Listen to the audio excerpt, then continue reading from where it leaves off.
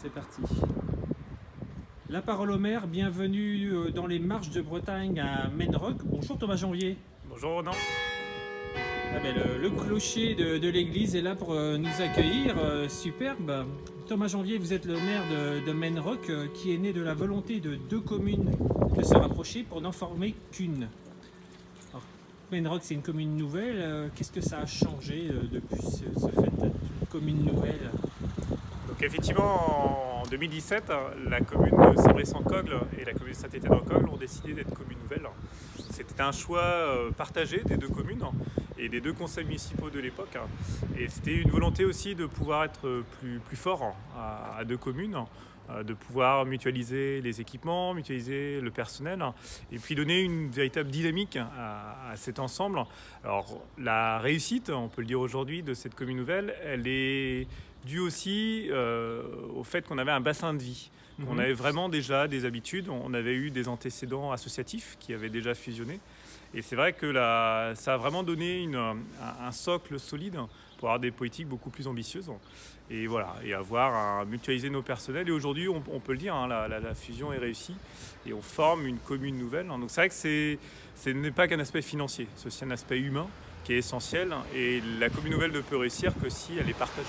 Alors, vous êtes une commune nouvelle et une commune urbaine depuis peu. Oui, tout à fait. Donc les politiques précédentes qui ont suivi cette commune nouvelle ont fait que la commune s'est développée, on a eu des lotissements. Et aujourd'hui, effectivement, au 1er janvier 2021, nous serons officiellement 5054 habitants. Et donc on passe dans la strate des communes urbaines. Donc c'est une vraie fierté pour l'ensemble des élus et des habitants. Et ça consacre justement cette importance, l'importance de cette nouvelle commune qui est Menrock. Bon, vous me faites visiter, On y va. On est dans le cœur, on peut se rapprocher de cette église. Tout à fait. Qu'on a entendu sonner. Tout à fait. Montrez-moi la voie. Donc voilà, tout à fait, on est dans le centre. Suivez le guide. Donc dans le centre historique de Saint-Brice-en-Cogle, donc avec cette église qui date du 19e siècle, donc qui est une église assez remarquable. Alors donc voilà, donc une belle église qui a été rénovée dans les années 90. Et donc tout le centre-bourg a été rénové il y a une vingtaine d'années. Et en fait, c'était vraiment le cœur historique, c'est là qu'avaient lieu les assemblées. Et on a voulu donner, effectivement, revitaliser ce centre-bourg et en faire un lieu de vie. Et parlons-en justement, puisque vous avez recruté, je cherche le mot, une manager de centre-ville qui est arrivée en fin d'année. Comment attirer les habitants vers les commerces de centre-ville? C'est un vrai défi. Alors c'était un vrai défi puisque on sait qu'un commerce a une durée de vie qui est limitée dans le temps. Et la question qui s'était posée il y a 3-4 ans, c'était justement comment faire pour pérenniser ces commerces. On avait eu plusieurs départs en retraite et on s'est posé la question et on a décidé justement d'avoir une vraie politique proactive. Et en recrutant donc notre manageuse de centre-ville, Gaëlle Dequet, ça a permis justement d'avoir un agent dédié au commerce qui va suivre les commerçants, qui va les accompagner dans leur démarche et qui va aussi anticiper l'avenir. Quand un commerçant part en retraite, en fait, au lieu d'attendre que le commerçant part en retraite et de se retrouver sans rien, notre manageuse va les accompagner et va préparer l'avenir. Donc voilà, et dans cette démarche d'attirer les habitants vers le commerce, on a mis en place notamment, c'est ouvert depuis peu, une plateforme de vente en ligne. Donc en fait, on propose aux commerçants de mettre leurs produits phares en ligne et un peu comme les sites de e-commerce, en fait, on peut commander, payer en une seule fois et commander dans nos différents commerces locaux. Donc amener le consommateur vers nos commerces locaux. Bon, il y a quelques produits typiques, notamment le paumé. J'ai acheté un pot pour ramener à la maison, qui est une gourmandise locale qui prend de l'ampleur, j'ai l'impression. Oui, tout à fait. Alors le paumé, la pomme, la ramaougerie, comme on dit ici, c'est ancestral. C'est une vieille tradition qui se faisait dans les fermes, qui avait un côté à la fois économique, mais social, culturel. Les ramaougeries, c'était des vraies fêtes. Et c'est vrai que depuis quelques années, cette tradition a été remise au goût du jour et prend une véritable importance. On a une association, les ramaougeries de Paumé, et c'est vrai que l'objectif, notamment via la communauté de communes, c'est d'en faire une AOP, une appellation d'origine protégée pour pouvoir en faire une vraie référence, parce que le territoire de Couesnon est un territoire vraiment typique de cette curiosité gastronomique. Bon, ça nous met en appétit. On est à côté de l'église et souvent près de l'église, il y a la mairie. Tout à fait. Donc, on continue à montrer ce beau centre de Menrock. C'est du granit made in Brittany, je pense. Non? Ah oui, tout à fait. Parce qu'ici, on s'y connaît en granit. Tout à fait. On avait beaucoup de carrières entre le 19e et le début du 20e siècle. On a encore une carrière on a encore une entreprise de granit, Granit Rébillon, aujourd'hui l'entreprise marque. Et effectivement, là, vous avez l'exemple typique. Alors, on a un centre-bourg qui est vraiment intéressant puisqu'on a les différentes époques entre du granit profond, on voit bien marron, et ce granit 19e siècle qui est gris-bleu, une pierre de taille. Donc c'est un magnifique hôtel de ville de la moitié du 19e siècle, typique avec ses grandes. On voit qu'il y avait l'importance, on voulait donner l'importance au centre-bourg. Et donc cet hôtel de ville a été rénové il y a 2 ans. On a rénové entièrement en gardant cette particularité d'origine qui était les halles. En fait, les halles étaient au rez-de-chaussée, donc on a gardé cette configuration-là. Voilà. Et donc c'est vrai que ça permet de finir ce centre-bourg et d'avoir un lieu agréable pour l'ensemble des habitants. Je vois hôtel de ville, je pense à mairie et donc je pense aussi à cette période de Covid qui s'éloigne. Je touche du bois, on commence à tomber le masque. On croise les doigts. Parlons un peu de ce qui s'est passé pendant le Covid. Est-ce que le couple maire-préfet a bien fonctionné ? Quel est votre avis ? Quel est votre regard sur cette traversée de crise en tant que maire ? Alors la crise a été compliquée. Elle a été compliquée à plusieurs niveaux. Déjà pour nous, nouveaux élus, nous avons été élus en mars 2020. Officiellement, je ne suis rentré en fonction que le 26 mai 2020. Donc on a eu une période un peu compliquée. Et c'est vrai que finalement, on a vécu avec le Covid dès le départ. Ce qui a été le plus compliqué, c'est le manque de concertation et de confiance qu'on a pu avoir.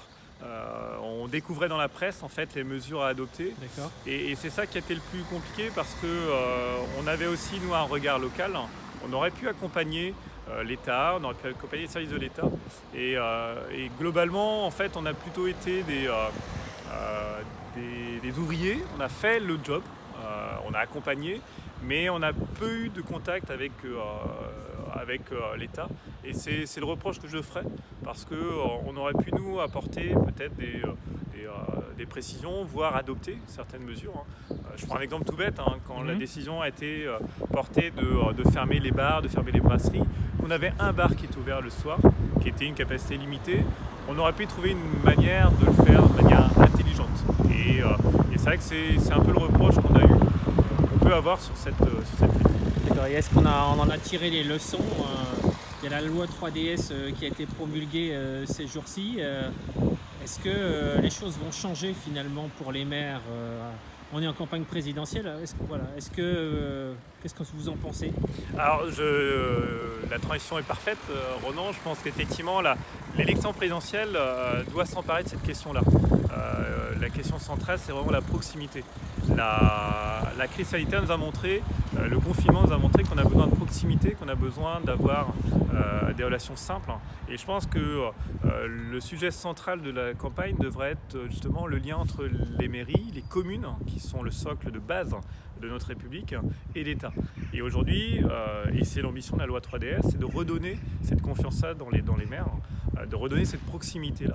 Et j'espère de tout cœur que les candidats entendront cette demande, qui n'est pas que la mienne, on est plusieurs collègues à le partager, c'est de nous redonner de l'autonomie fiscale, autonomie financière, et parce qu'on est chargé de faire l'essentiel du travail sans forcément avoir les capacités financières. Et je pense que si on ramenait justement cette proximité-là, les habitants déjà seraient plus rassurés et on aurait un fonctionnement qui serait plus simple. Et donc voilà, j'espère qu'effectivement on aura cette conscience-là et que les candidats, parce que beaucoup sont des candidats qui n'ont pas tous été forcément des élus locaux, entendent cette parole-là. La République est construite sur les 34 000 et quelques communes.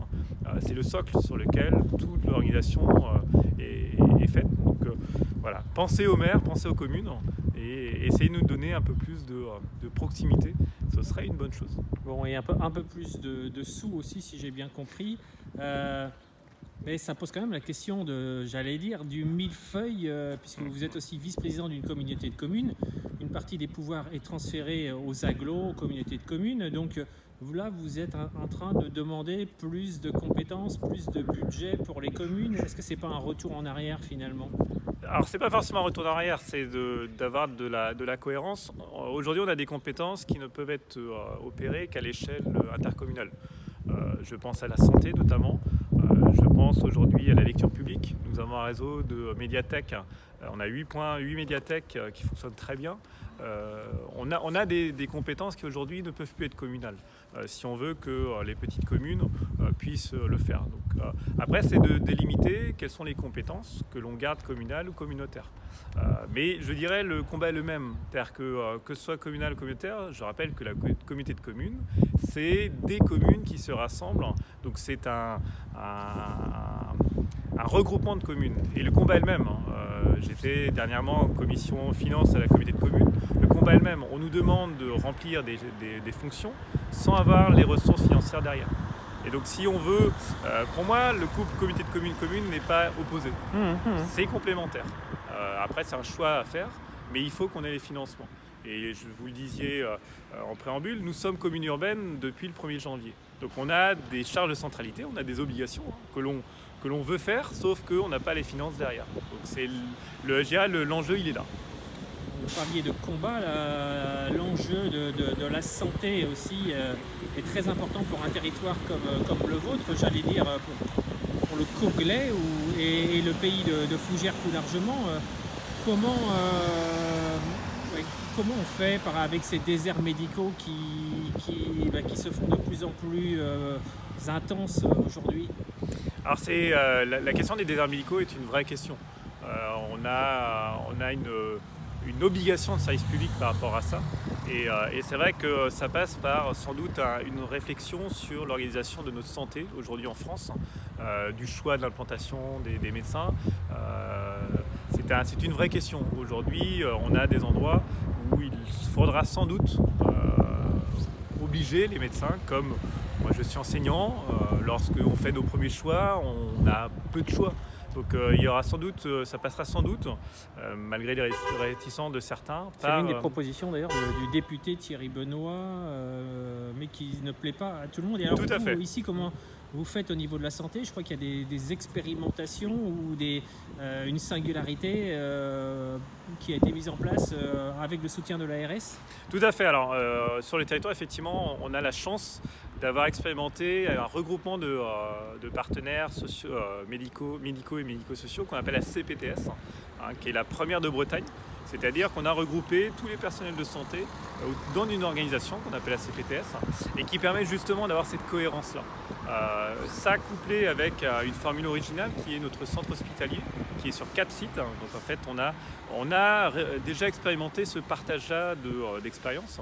Et c'est vrai que aujourd'hui, ce travail-là, plus le choix de la communauté de communes, de prendre en charge la compétence santé et d'avoir des maisons de santé, comme celle que l'on a à Saint-Brice, qui permet aujourd'hui d'avoir des médecins. Donc nous, la situation sanitaire aujourd'hui est plutôt satisfaisante. On est pas mal. À d'autres points, mais sachant que c'est fragile, puisqu'à Fougères, par exemple, on a beau avoir un hôpital, il y a un manque de médecins. Donc c'est un combat de tous les jours.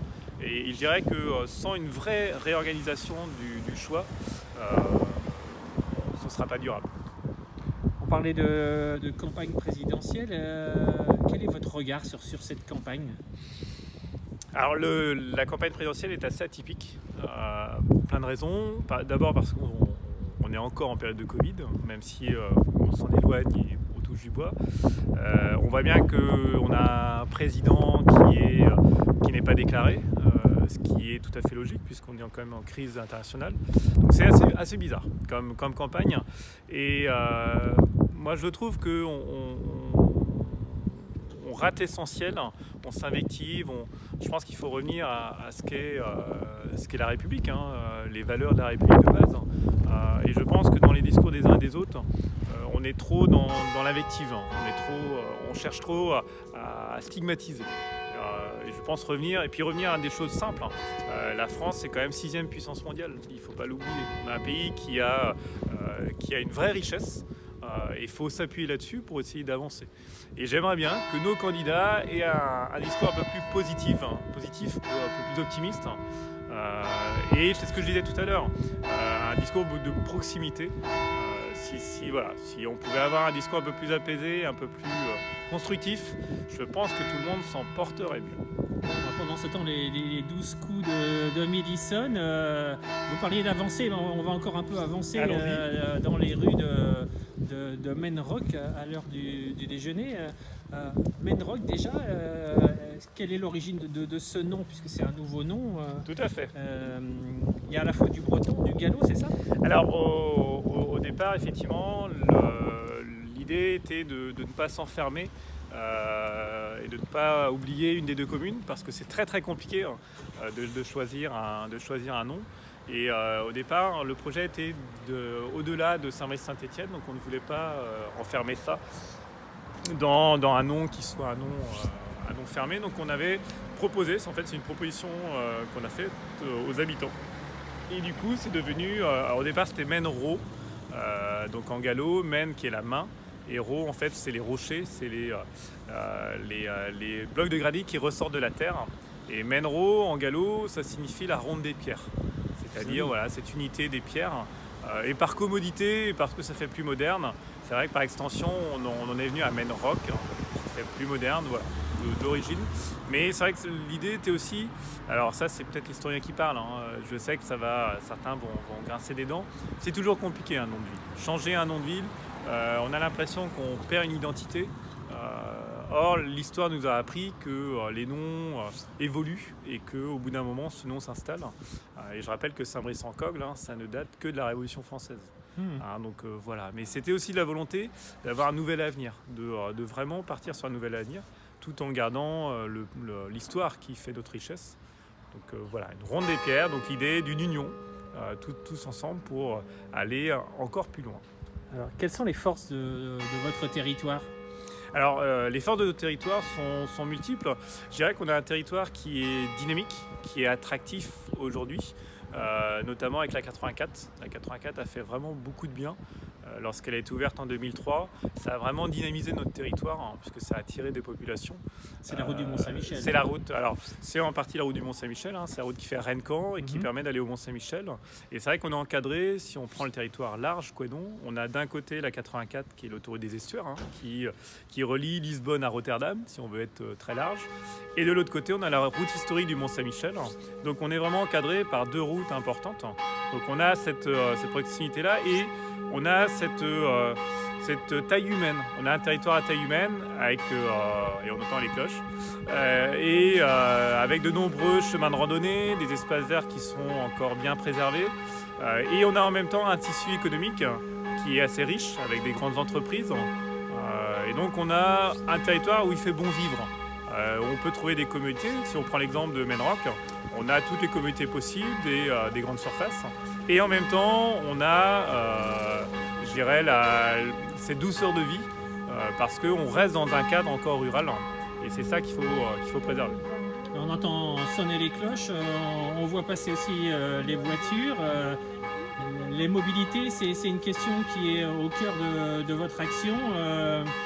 Vous en êtes où par rapport à la place de la voiture, par rapport aux nouvelles manières de bouger Alors les mobilités, c'est vraiment l'enjeu de demain, même pas d'aujourd'hui.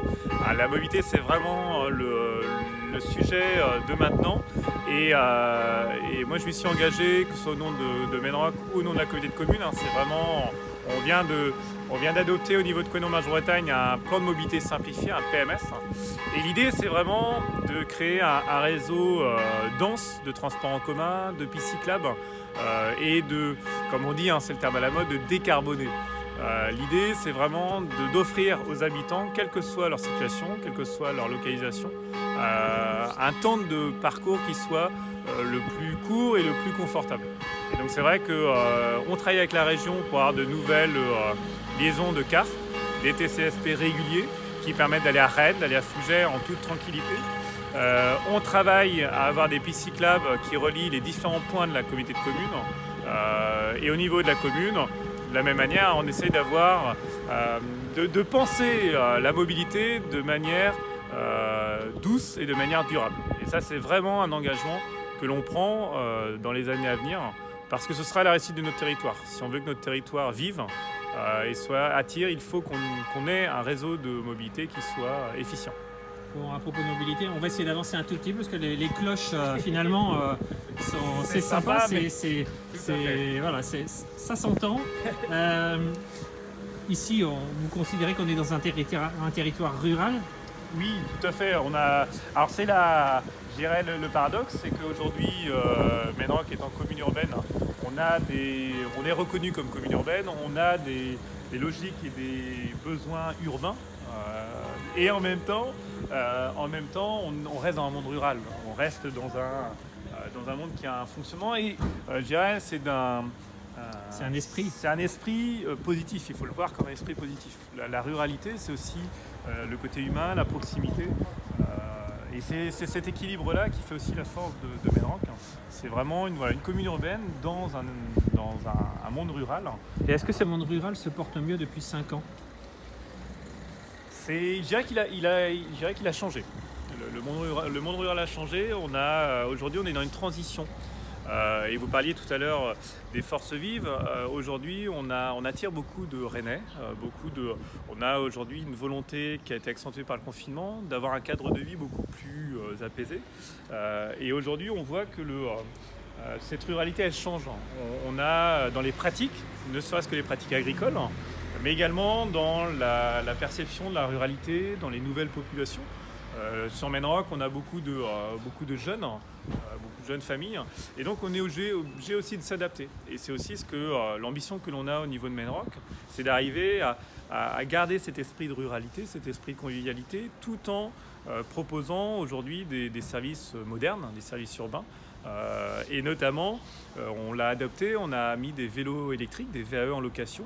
En fait, le système, c'est un système urbain, c'est le système du Vélib rennais, c'est-à-dire un système de géolocalisation qui a été pensé pour la ville. Et on se rend compte qu'en l'amenant dans un milieu rural, ça fonctionne parfaitement.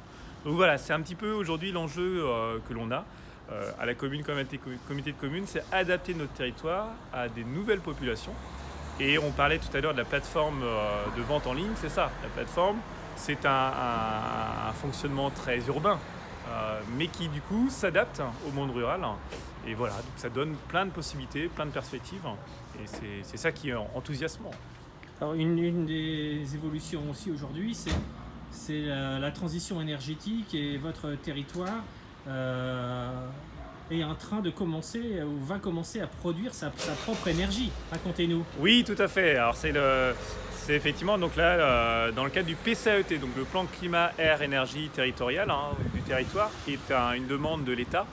Nous avons conçu au niveau de la communauté de communes une vision durable du territoire avec des actions, alors des actions locales comme les vélos électriques, comme les récupérateurs d'eau, et puis vous le disiez effectivement une volonté beaucoup plus large qui est le méthaniseur, qui est un projet de mes prédécesseurs, notamment de Louis Dubreuil qui était l'ancien maire de Menrock. Et l'idée du méthaniseur, c'est justement de produire sa propre énergie. Et il devrait ouvrir à la Gournerie, donc à Saint-Étienne-en-Cogle, dans les prochains mois. Et l'idée, effectivement, c'est d'arriver à une énergie verte qui soit réinjectée dans le réseau. Donc voilà, on va dire, aller au bout de la démarche et essayer d'être le maximum autosuffisant. C'est l'ambition et du PCAET et de la commune d'arriver à cette gestion durable de l'énergie. Parlons de l'un des temps forts de l'an passé pour Menrock, ça a été l'ouverture d'un espace social culturel commun. C'est le premier en Ille-et-Vilaine, à quoi ça sert? Alors l'ESCC, Espace Social Culturel Commun Eugénie Duval, donc, qui est effectivement le premier en Ille-et-Vilaine, puisque avant on avait des espaces sociaux communs. L'objectif, en fait, il est de réunir différentes forces vives, différentes thématiques dans un même lieu, de créer un vrai lieu, ce qu'on appelle un tiers-lieu aujourd'hui, de créer véritablement un lieu de vie qui mêle le culturel plutôt, la culture, notamment avec la médiathèque, avec le pôle artistique et culturel, donc une association locale qui fait de l'éducation notamment populaire, et puis le social. Le CEDAS, donc le Centre départemental d'action sociale, a investi tout l'étage. Et donc en fait, on a des personnes qui vont venir pour du social, pour des demandes d'aide, d'accompagnement, et qui vont rencontrer des activités culturelles. Et aujourd'hui, je peux vous le dire, puisque ça fait 6 mois que le SCC est ouvert, c'est un vrai bouillonnement, un vrai partage d'expériences, d'action. Et on a véritablement un lieu de vie qui s'est créé. Et on en est très très fiers. Et on remercie le département d'avoir investi sur notre territoire. Et on le disait tout à l'heure, ce qui fait de Menrock aujourd'hui une ville dynamique, c'est aussi ça. C'est cette volonté d'aller de l'avant et de ne pas avoir peur de tenter des choses et de créer. Et le SCC, c'est vraiment ça. C'est un pari sur l'avenir. Et dès aujourd'hui, on sait que ce pari-là est réussi. C'est une super conclusion. Thomas Janvier, maire de Menrock, merci d'avoir été avec nous. Kenavo Avéchal. Merci Ronan, Kenavo.